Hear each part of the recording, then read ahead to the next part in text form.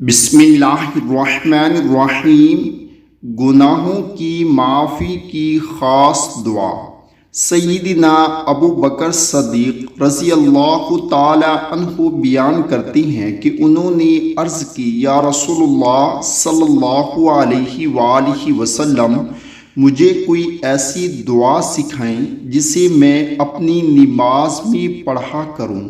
تو آپ صلی اللہ علیہ وآلہ وسلم نے فرمایا، کہو اللہم انی ظلمت نفسی ظلما کثیرا ولا یغفر الذنوب الا انت فاغفر لی مغفرۃ من عندک وارحمنی انک انت الغفور الرحیم۔